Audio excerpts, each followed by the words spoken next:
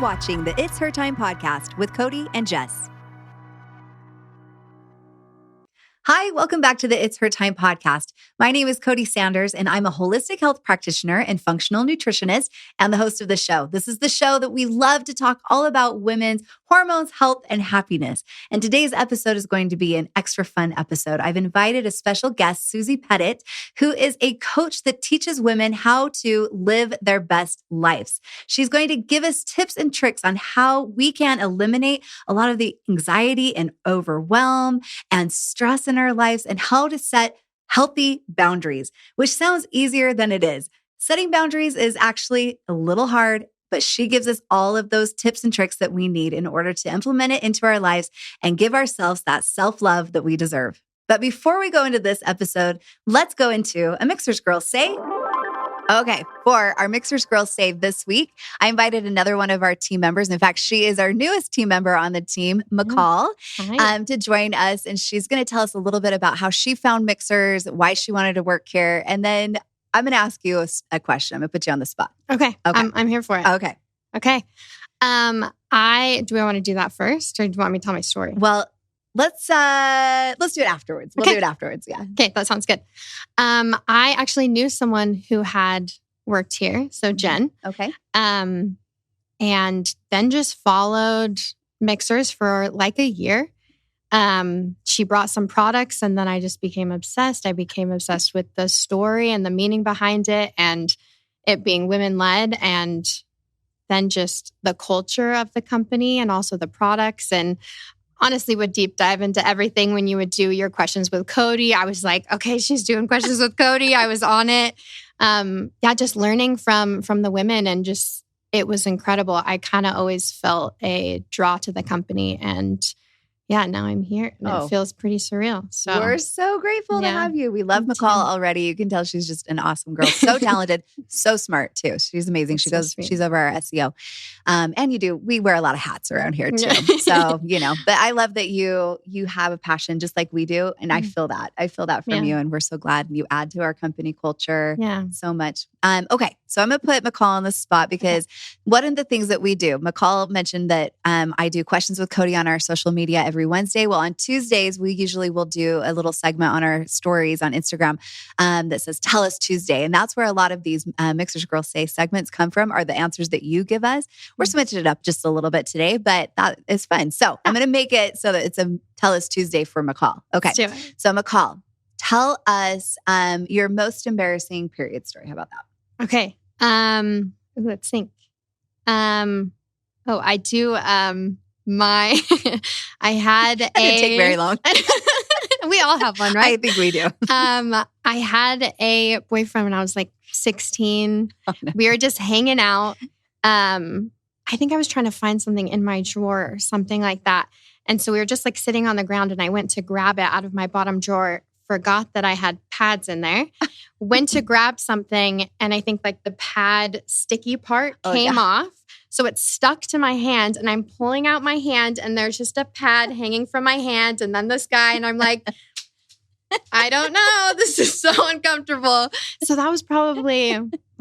When you're 16, especially at 16, you're like, we pretend like we don't have we periods. don't talk about it. Like, hopefully not anymore. But now I would be like, that's a pad. Yeah, it's a tampon. Like here, 100%. But when you're 16, it's like, it's all new. 100%. Well, that's why we're having these kinds of conversations, because we're trying to make it so you girls that are in your teenage years don't have to be embarrassed about. Normalize it. Normalize it. So normal. Yay. Yeah. Well, thank you. Yeah. That was fun. Thanks for having me. Good story. All right. Mixers is a company made for women by women. Each of our products have been carefully and lovingly crafted to support you in all stages of your life, providing you with the optimal health you deserve. Each ingredient we handpick is 100% all natural, backed by science, and chosen specifically to better your life physically, mentally, and hormonally. Each product empowers your body to take charge of its monthly hormonal shift and flows, empowering you to live life to the fullest.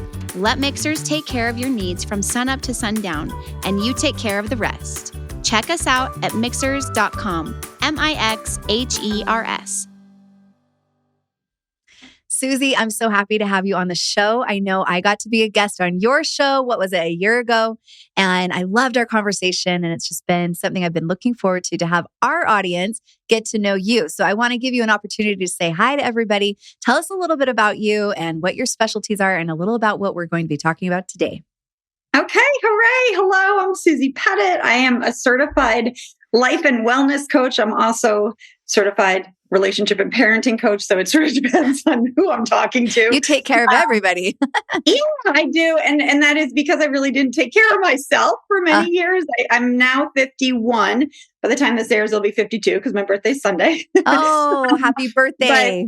Yeah, thank you. I spent probably, the first 35 years of my life living a life that I didn't love and not taking care of myself and really externally focused, doing what other people thought I should do and following sort of the rule book that other people had for Susie, and reached around age 35. And one of my dear friends actually passed. And she was we were sort of living parallel lives. Mm-hmm. And when she passed, it actually, our final conversation was, she was like, Susie, don't wait. Like, just don't stop. Like, don't let this be you type thing. And it really was that moment where I stopped and was like, wait a minute.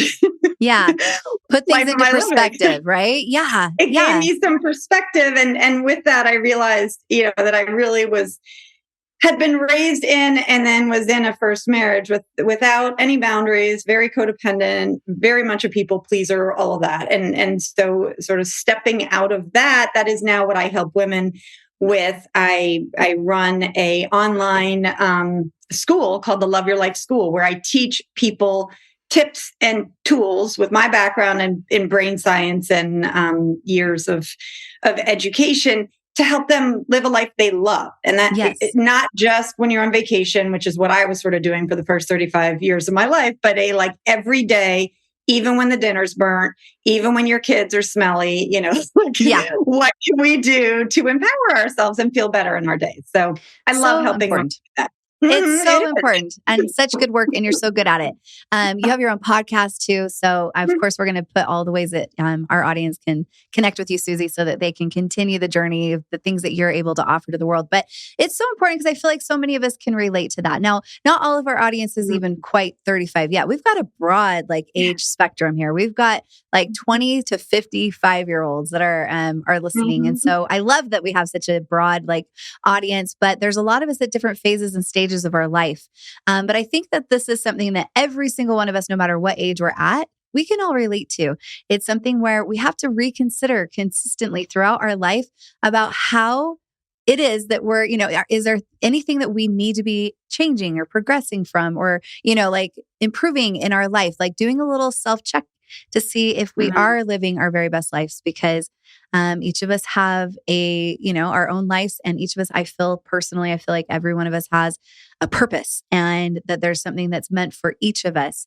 And a lot of times we can kind of just go along with the flow and kind of miss and not actually go with what we're supposed to be doing. And sometimes that's when we start feeling things like overwhelm and anxiety and all of these different signs that are signals to our body telling us that it's time to reevaluate.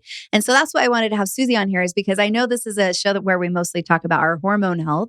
But as you girls know, there's not a single episode that I ever do that I don't bring up the negative effects of stress, right?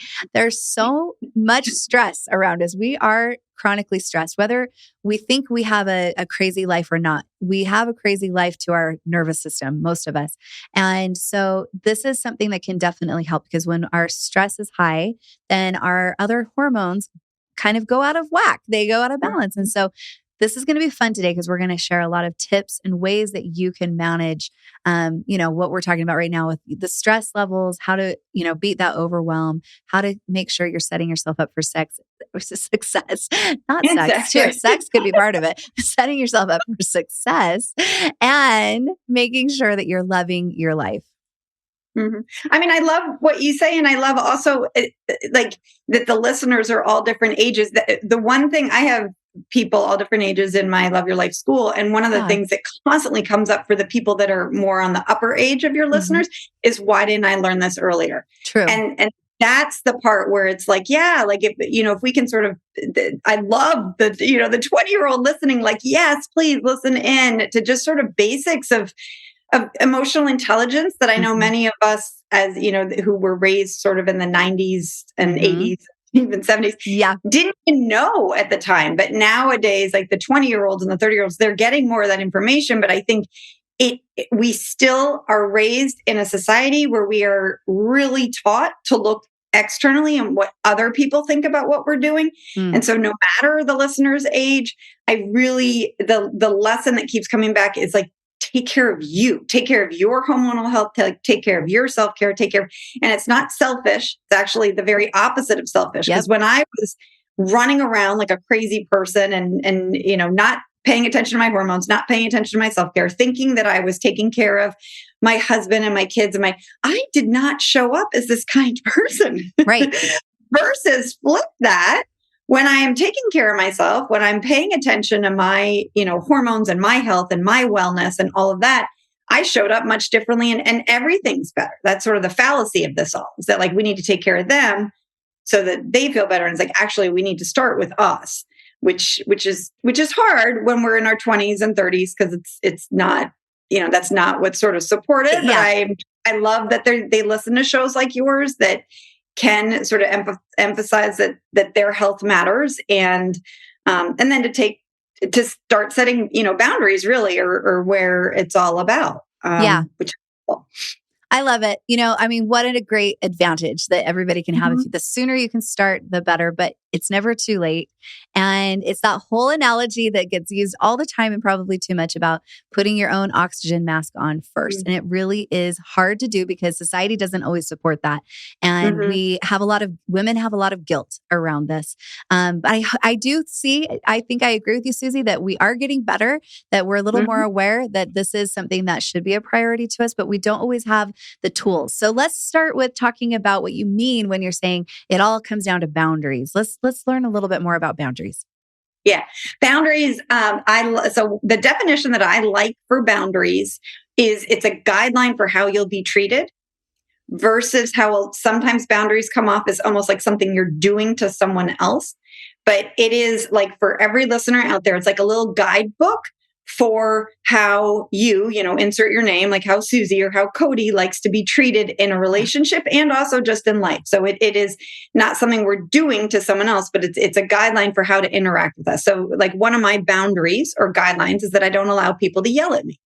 So when I, used to be in a relationship with a man who would yell at me, it wasn't that I was telling him not to yell, like he could, but I was saying, oh, wow, hold on. Like I don't allow people to yell at me. So I'm out of this conversation. And he could keep yelling at the wall, but it's a very different thing than what sometimes we get into this boundary where we're like, I told you not to yell. And then we get into a debate and it's like, then we're yelling and it's just, it goes downhill from there. But boundaries really are guidelines for how you want to be treated. And I talk a lot in my work, because I do a lot of relationship work, about those external boundaries, like sort of guidelines that we have that we won't be, yelled at. Or another guideline I have 5 sons. So one of my guidelines is that I will not be the brunt of people's jokes. I don't like that. It's not funny to me. It like triggers my nervous system. And so, my sons all have opinions about why that shouldn't be a boundary of mine. That's okay. It's not their guideline. It's mine. Right. It's just one of those things that, it's just this like, mom doesn't like jokes about her, and we can keep telling jokes about her, but mom's going to leave the room. Yes. It is a more empowering thing. So a lot of what I do is these sort of external boundaries. And what I don't want to gloss over, certainly with this sort of audience and our health, is the internal boundaries we have, and the importance of pausing and thinking about the guidelines we want for ourselves. Because what I find is often in our society, when we're thinking of everyone else, we sort of are like, it's like we're like in a river, and we're just in the river in a boat without a paddle, and we're just like racing down, and we're taking care of everyone else. And it's like, oh, if I get to bed at this time, that works. Or versus stopping before we get into the boat, or at least taking an oar and being like, hold on, what do I want? Like, what are my guidelines for me? Okay. Is one of my guidelines that I need at least 7.5 hours of sleep? So, provided that I don't have a newborn baby, then knowing that ahead of time, making the decision ahead of time, then at night when, your brain is like, let's watch another show on Netflix. You're like, actually, it's much easier to make that decision ahead of time than in the moment. Or maybe you have a guideline with yourself where when you go out, you only have 2 glasses of wine, or you have no glasses of wine, or whatever. My point here with external or internal boundaries is the importance of deciding ahead of time. Okay. Like having a break, taking yourself seriously enough that you matter, like it matters enough for you to have a little awareness of like what you do want. What do you want in a relationship? What feels safe to you in a relationship? Like, are you okay with people yelling or making jokes? That might be fine. That's okay. Also pausing and thinking of your internal boundaries, like what's best. Is it helpful? I listened to one of your episodes recently that I loved, where you talked about sort of the things you do every day for your health. Just stopping and being like, right, it does help me if I walk every day, or it does help me if I sit in silence for a minute every day, or it does help me. Just having those decisions ahead of time is really helpful, because then when we get out in social interactions and people, like one of my guidelines when I had young kids is that I didn't do outings out on weeknights usually. And so then if a friend asked me when to shoot, hey, there's a band in town. Do you want to go out Wednesday night? Or, hey, I already had made the decision ahead of time. So it was a lot easier for me not to be a people pleaser. Right. And for me to say like, yeah, that doesn't work for me. Actually, I don't go out on weeknights, like when my kids are around, or I don't. And it's just, it feels, because you've made that decision ahead of time, you sort of have some confidence going into it, and you feel better moving forward and taking care of yourself. I love it. I love it. And I couldn't agree more. It's so important. I think it's a little hard though, the moment before you have to make the decision to have to decide what your boundaries are. So how do you help people figure out exactly what their boundaries are? Because some people that have been living without any boundaries might think, I don't even know where the first place is to start with this. So how do you determine, what should be your boundaries? Yeah. So one of the greatest ways to determine is to just, like, if a listener is listening, to just take a deep breath and be like, where am I annoyed? Yeah. Like in which relationship am I annoyed or frustrated or resentful? So those 3 emotions, I think of emotions as sort of like those flashing lights on the dashboard of our car. Like those are telling us something.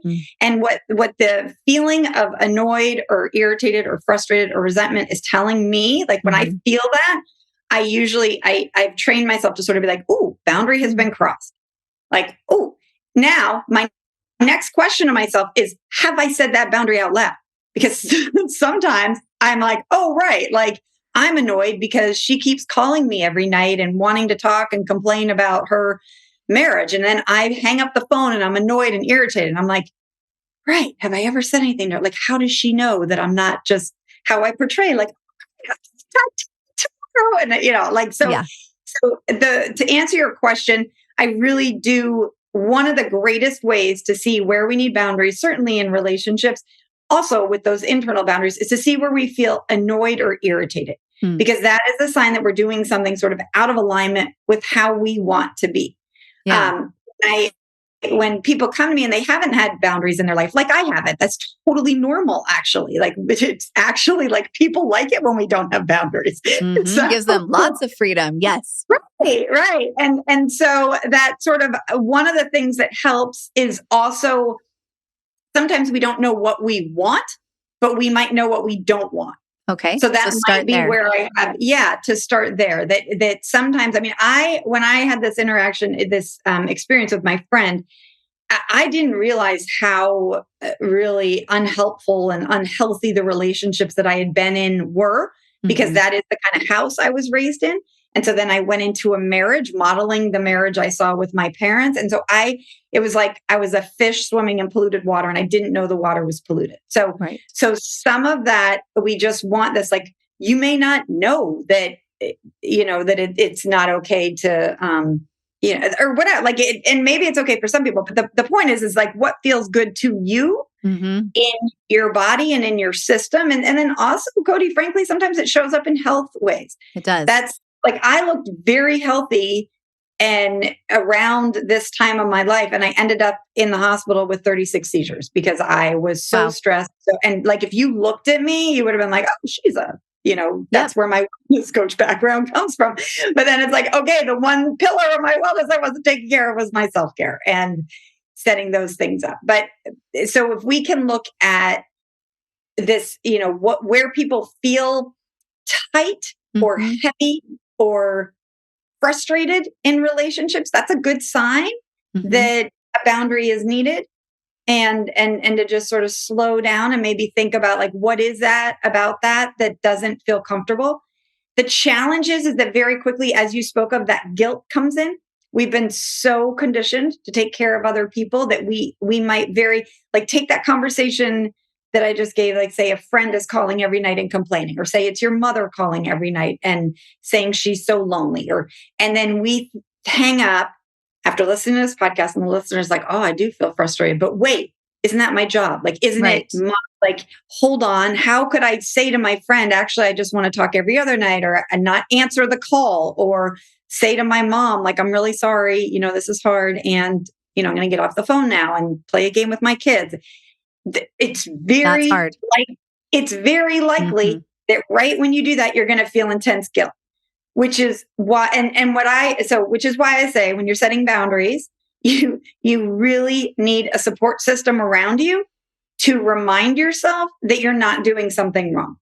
So that could look like being a student in the Love Your Life school, or getting some coaching from someone else, or people who are not in your general pool. Because when I was that fish in that polluted water, the other fish swimming with me were like, no, like, you are wrong for saying you can't talk to me, or, it is your job to, if I'm lonely, to take care of me. They were just swimming right along next to you. So yeah, swimming, everything's fine. They're like, this is good. Keep answering my call. This is working for me. And so when we do first start to break away from that, it's going to feel very uncomfortable to our nervous system. And I guess one thing, I know you're like a really action-oriented person. One thing that I have worked on is that when I feel guilt, I like to slow that down and remind myself that it's not that I'm doing something wrong. I'm feeling guilt because I'm coming up against conditioning. I have flipped it in my head that when I feel guilt, immediately what I used to do is like, oh, Susie's wrong. Like, what do I like? And it's like, oh, must fix, and it's uncomfortable. But I slow it down. I'm like, oh, wait, I'm coming up against old conditioning. I'm coming up against old programming that, whether it's mine internally or society's, that it's like, I must do everything for everyone, or I must be the person who listens on that. And I, first of all, just sort of say that in my head. I bring awareness to that it's not that I've done something wrong. It's that I'm coming up against old programming. And then I will tap right sort of on my sternum, right below. I don't even know what this area is, Cody, but I will. I will say, I've done nothing wrong. I've done nothing wrong. And it settles my whole nervous system, and it just sort of brings me back into my body, away from that nervous system reaction of like, alert, alert, you're being chased by a tiger. It's like, no, hold on. You're just reversing old programming. You're trying to get out of this conditioning. You're possibly, doing things different than other generations before you. And it's okay. This is how we make change. Done nothing wrong. That can be really helpful. Such a good tool. And you're right. I love giving people action steps, because it's one thing to sit and listen to all of this and go, yeah. But then to put it into action is another whole other thing. And I love that you brought up, tapping. I feel like tapping is a very effective tool. There's a lot of great research around it and about the effectiveness of it. And it does exactly what you just said. It allows your body to soothe the nervous system, because what it does is it actually puts you in the moment. So whenever we are feeling fear or anxiety and things like that, it's because our brain has gone all over the place, whether to the future, to the past, to wherever, instead of being right there in the moment and really checking in and thinking, yes, everything is okay. I'm safe. I don't need to feel guilty. It's hard. It's hard to do. It's going to take some practice, but I hope that everybody that's listening today, I hope you know that yes, there's great mentors like Susie. And I hope that you feel this even in the community. Although I know many of you are listening to this maybe alone in your car, but just know that you were surrounded by the audience of this podcast, where we are advocates for you. We are prioritizing putting our our best selves out there and taking care of our health is the first thing that we need to do in order to be able to put our best selves out into the world. So I love that you're, sharing all this. It is something that's so important, and it's definitely not easy though. I deal with it all the time. Yeah, I deal with it all the time. It's not easy, but this is where I like, one of the things I like to say is like, choose your heart, because it's not easy to say to your mother, like, Mom, I'm so sorry you're lonely. That's hard, and I'm going to get off the phone now. Like, you offer empathy, but you don't make it your job to fix her emotion. That's the big difference between codependency and empathy. Empathy is we can still feel sorry for people, but we don't take the responsibility on to fix it. Codependency is we are overly involved in their feeling state. And so we take their feeling on as our own to solve. And so that is going to feel uncomfortable for sure. But I just push the listeners that like, that feels uncomfortable, that sort of discomfort. If you say like, hey, Mom, I'm sorry, like, I'm not going to do this, that sort of discomfort moves you forward. Mm-hmm. That takes a forward action. That moves you actually towards a healthier relationship with your mother. Because if you hang up the phone and you're all irritated, you're not being honest, you're not being yourself, you're being what I call a people deceiver, not a people pleaser. Mm-hmm. And it allows room for growth for that relationship. Whereas the hard of you just sucking it up and being the people pleaser and being like, all right, okay, I got off and maybe, okay, and I'll get on again tomorrow that feels hard too. Yes. But that part keeps us stuck. Yeah, you're just going to keep repeating that.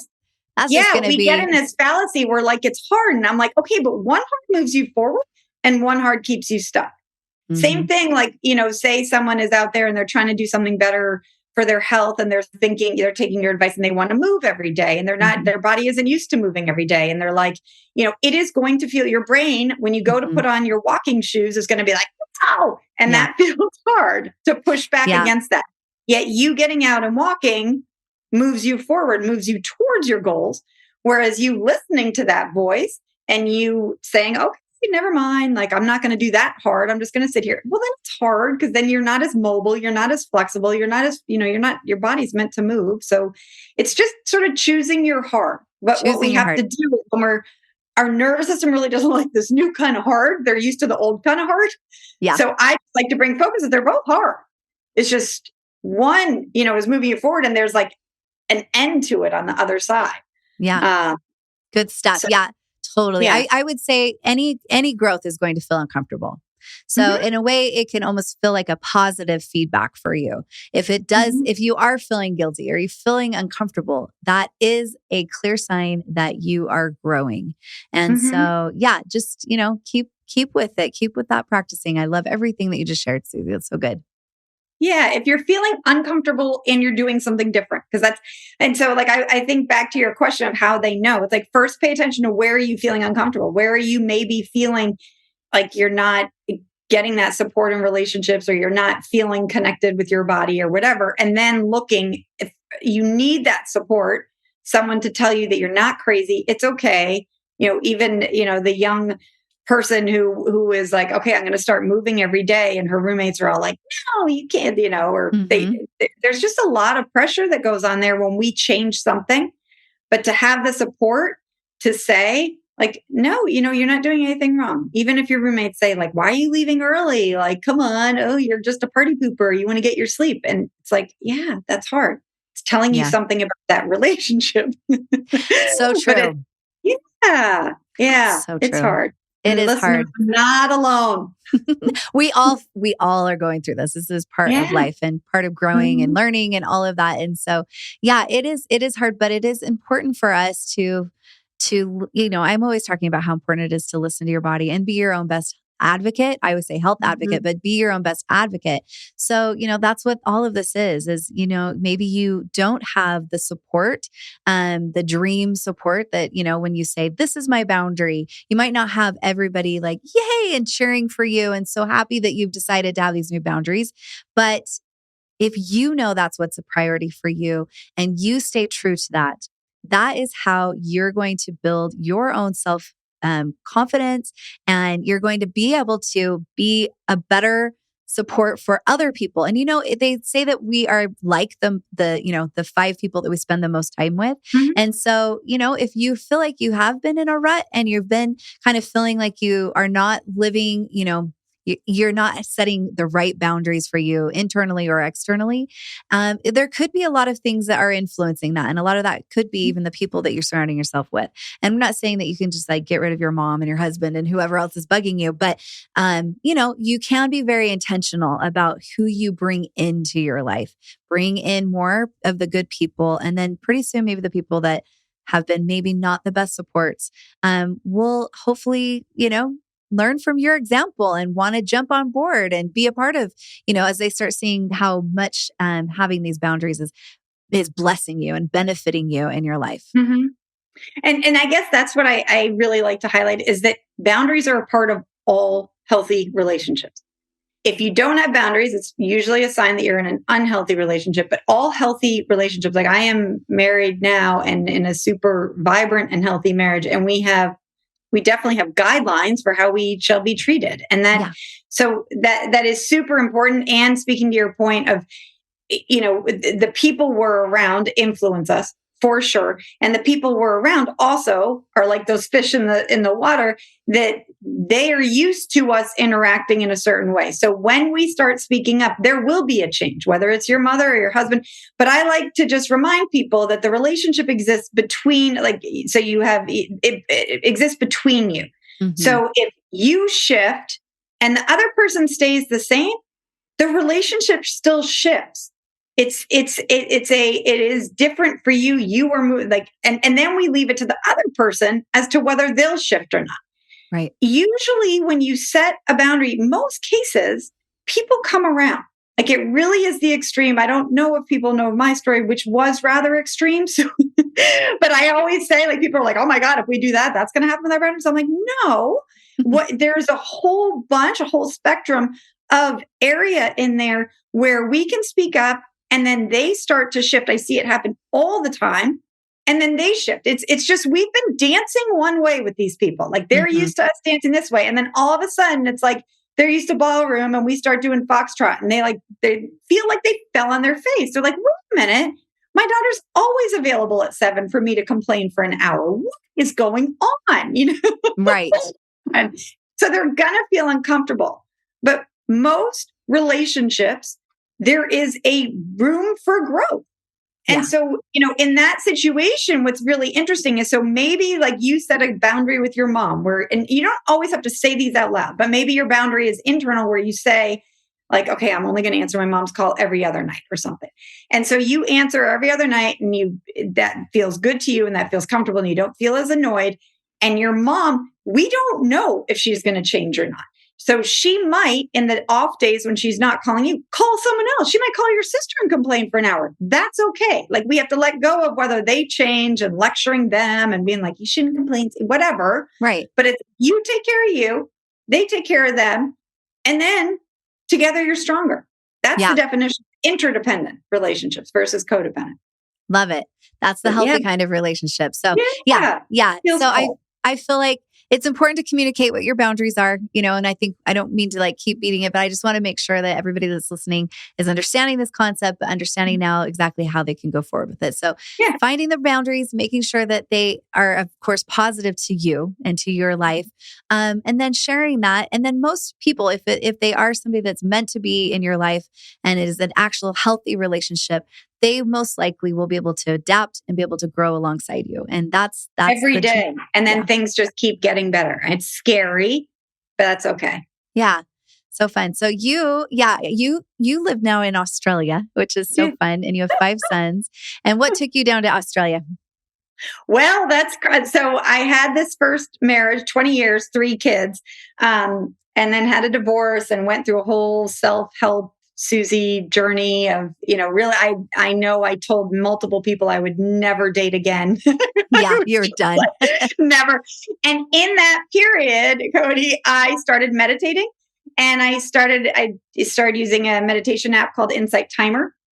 And in that process, it was like, 2 years into my take care of Susie, I did start dating again. I started using, meeting people in my area. But one night I left a review on a sleep meditation. And like 2 nights later, I noticed someone had commented on my review. And I used to live in Washington, D.C. So it's like high security area. And, everyone's like all into like cybersecurity. Yeah. And so someone commented on my review and they said, "Hey, Susie, if you like this meditation, you might like this one." And their username on Insight Timer was Paul from Wollongong.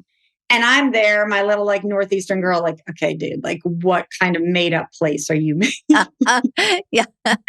Okay, that's my husband. Oh, so fun. Man, I now live, one of my American sons now goes to University of Wollongong. Like it is a place. He actually wrote a book called 9,756 Miles to Happiness because we literally were on other sides of the world. Yeah. Like, and it was that kind of thing where I never even wanted to visit Australia. It was just this like, oh, okay. And it's one of those things like you never know where life is going to bring you. Yeah. And you just sort of hold on for the ride. So my youngest son graduated from high school last June, and Paul, my husband, had come over to America to help me as my boys finished in the house. And then, so then we moved to Australia and here we are, or just I love it. I love it. I know I put you on the spot and to share this story, but I love learning this because, hey girls, I'm always saying it's so good to meditate. I'm always encouraging you to meditate. And who knows? I mean, you could find your future husband, just from meditating. So that's really fun. I mean, the irony is I literally had just broken up with a man who lived like 20 minutes from where I was living. And what I told him was that like, you're too far away, like the distance. And then I started taking the man on that. I'm like, okay, it wasn't the distance, Susie. But I do think for anyone who's dating out there, it's like, just, again, it's the lesson, sort of this whole talk is like, be you. Do what like fills you. So I'm doing something that I enjoy and I meet someone. That is awesome. I'm not saying dating apps don't also work, but to just the more we can return to what works for us, what's helpful for us, what do we enjoy? Like I enjoyed meditating and I met this man who is this meditation master. So pretty cool. It's the coolest. It's the coolest. Yeah. And it goes along with whether it's with somebody you're going to date or just even finding new friends. I know we have a lot of conversations on the show about how important friendship is, and how there's a lot of women that write into us and say that they don't feel like they really have a lot of close friends.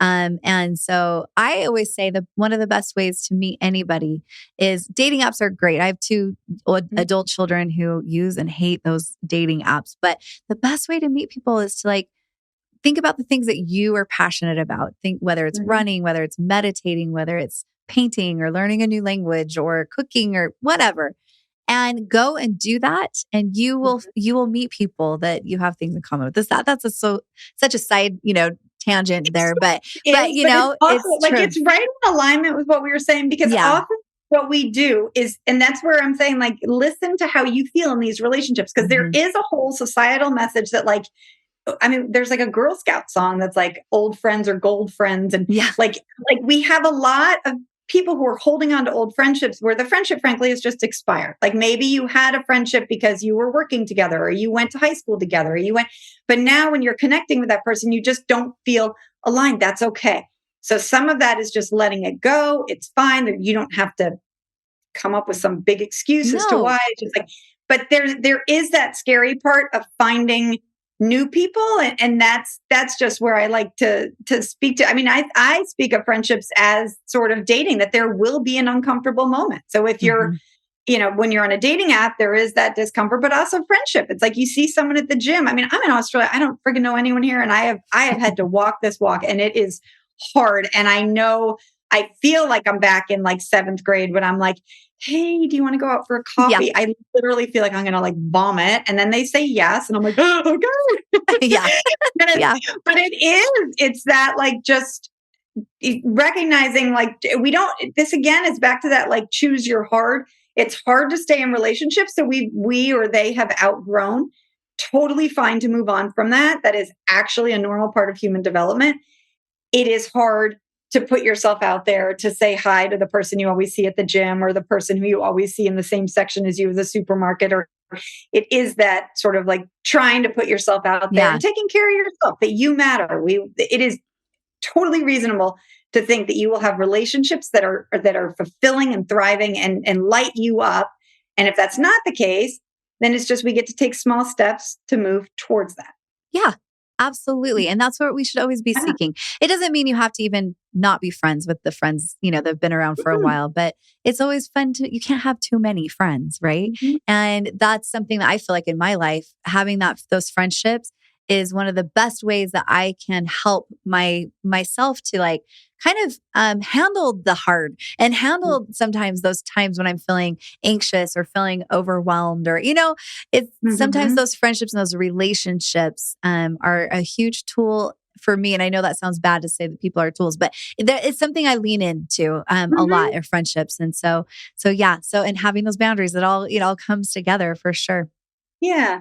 And it's hard because I hear from a lot of people that have friendships but feel lonely in those friendships. So I just want to to the people out there that are like, but I want that support too, Cody, to let them know they're not at all alone. And really what research shows is that we just need 1 to 2 people. Yes. Sort of that 1 a.m. call that we could call and it's very normal to feel like you don't have that right now. And that as we're sort of going through different ages, different stages, wherever we are, and that one of the thoughts that holds people back from starting new friendships or putting themselves out there to the woman on the path and saying hey, do you want to go for a coffee? Is the thought that they think everyone has more friends than me. Yes. No one else needs friends. And it's that there are, when we talk, you say you get lots of letters from people and listeners, and I do too, that there are far more people that feel disconnected in their relationships and they might just be waiting for you to be like, hey, you want to go get a coffee? And that's sort of the They really are. So I cannot say it enough. I know I talk about it so much on this podcast, but I'm going to encourage you girls to be brave. And even if you have 10 million friends and you don't need another friend, it's not going to hurt to add one more. So find opportunities to create, ways to get to know new people and bring them into your life, because that's part of the growth process too. It's having these new people in your life, new experiences, exposure to new, fun hobbies, new ways of thinking. That's how I broke out of that first relationship, that marriage, because I just thought everything was like this. And then I started attending an exercise class and people talking about their relationship. I was like, wait, your husbands don't do this. Hold on. That's a good point. Yeah, for sure. Yeah, that's a good point. Well, I love that you have all of these things and that you do with community and stuff like that. I'd love for you to share just a little bit more. Everything we've just taken from you now is just a little tiny piece of what you love to teach your clientele. So tell us a little bit more, some of the things that you probably are maybe most common areas of life that are most common to work with people on. Is that something that you, we'd love to hear that. Yeah, well, so I created, this is my big baby last September, the Love Your Life School, because I wanted a place. I have my master's of education. I actually used to teach high school. And then I got into coaching and certified and all of that. And really, I find that one of my great skills is taking complicated things, making it simple so people can use it.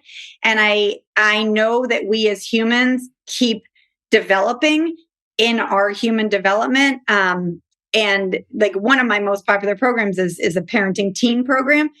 And we understand with teens that, they're going to, we keep them in some sort of continuing education until then we sort of get to age, I don't know, 20 or 25. And we're like, okay, we're cooked, but that is absolutely not accurate. And we actually have a lot of gaps of knowledge in the boundaries, in the emotional intelligence, in codependency, which are all things that I work with. But so the Love Your Life School I filled in as a place for continuing education for, I call my listeners warrior women, warrior with an A, like we are. I love that. And just sort of courageous women who like self-growth and self-actualization. So in there I have, I really try to make it like a college campus. There are courses, so you can take courses on boundaries and courses on codependency and courses on I have experts like you with hormones and wellness and that sort of stuff. I also have a resource section, sort of like a student store, where you can get my training on tapping or my training on meditating or how to do a thought download or that sort of thing. We also have live coaching. So you come and we have, an opportunity to get coached. And then finally I have monthly themes. Like this month we're working on emotional eating. So it's sort of like the seminar and it isn't, I think of it as like the Netflix for your mental health I love it. It is something. Yeah. Just didn't see this in this sort of place where we could go to get a continuing education, to continue to learn about the stage that we're in, because we continue to be in stages. It was like a big light bulb for me as someone who worked with teens and, sort of the younger generation. I'm like, oh, wait, like at 25, we enter a new stage of development. No one talks about that. And then where do I learn how to best do that and to learn about, my own cycle of growth? So that's a lot of what I do in the Love Your Life school. And then my podcast is the Love Your Life show, where I really seriously and passionately try to get on there each week and deliver tips and tools and action items to get people to love their life. That is something that when I was in a constricted marriage, he very much controlled the books that I could read, the people I could talk to, but he didn't yet know about podcasts. This was back in like early 2010. And that's where I got my learning for free. So I'm passionate about providing that for others. So that is a great place to start for that support. Just like your show. Like I just love the free resources out there. And if people are feeling uncomfortable in their relationships, to just start dousing their brain, almost like marinating in some different ways of thinking than the water that they might be swimming in as their little fish. I love that. So many amazing resources. And it's a beautiful thing because it is really encompassing all the areas of our life that we really need to be focusing on throughout the whole entire life. There's not just a certain age where you should be done learning this. And then once you get to that age, it's like, well, you're an expert on this. Well, no, I feel like at 50, friends. How do you make friends? I didn't take a class. Like, okay. No. And there are actually some like small things we can do that make it so much easier. Or like, how do we, so how awesome. Yeah. To have this huge, like, resource, available to you, but also the community, Yes. I love you're the same. In there. It's a huge part, right? Community means so much for so many ways. I mean, like I said, I lean a lot on friendship. I think friendship is very important, especially for women. I think men also need it. But I think for women, I think that we're wired to like really come together and be there for each other.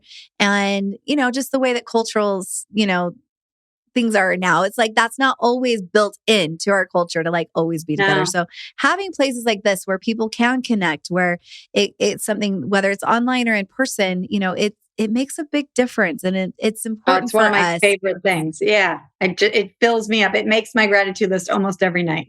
Yay, gratitude list! I love it. I love it. Yeah, I know. Susie, this has been such a fun conversation. There's so many great things that you have shared with us today, things that we can start implementing like right away. But I know there's just a huge amount of other things that people can learn from you. So I'm excited to have all of your links in our show notes so that everybody can go and take. I made a special link for you guys because I know we've been talking about boundaries. And one of the things that comes up with boundaries is it's codependency. And I have an awesome quiz called, it's like, how codependent am I? So if people are sort of wondering if they're, and so it's just going to be my website, which is smbwell.com/mixers.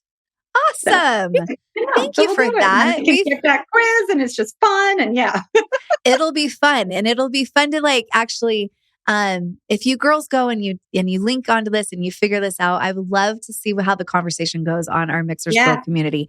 So if you're not part of our Mixers Girl community, it's free. It's like a private place for our community to just go, kind of like Facebook, but it's not Facebook. It's our own thing where you can go and ask questions. You can talk to each other. You have an Ask Cody section and stuff like that. I would love to see like what you guys have, if you've gone and taken Susie's quiz and see what you've learned and then share. I would love it. I'm in there. I'm on like day 181 streak on your app. Oh, good girl. I'm so proud of myself. Yes, I know. That's another. I always forget to mention. Follow up and let us know. It would be so fun. And Susie's on there, so you can go and have this conversation continue with you. And you can connect either from our website or like Susie just pointed out, and I had forgotten to point out, we have an app. If you didn't know that, it's a free app. It's awesome. It's called Mixers Cycle Insights, and it's available to anyone to use as a tool to help understand themselves better and to be able to track progress and all of that. Well, hey, this has been so fun. I knew it would be a great conversation. I just adore you, and so thank you so much for it's like so fun. Thank you for being a guest. And girls, thanks for tuning in. We love and appreciate you. We have got the best audience around, and we love having amazing guests like Susie on here on our show every single week. And the more that you girls can like help to communicate with us, the better we're able to know who it is that you want to have on the show. And so leaving us like a rating, a review, DMing us, going to our Mixers Girl community, giving comments there, that really helps us to be able to make the show even better. So thank you so much. We appreciate all the help and the all of the ways that you are participating in this. So, all right, Susie, thank you so much all the way down under. We are appreciating you for being on. And until next week, I hope you girls have a very happy and healthy week. Bye.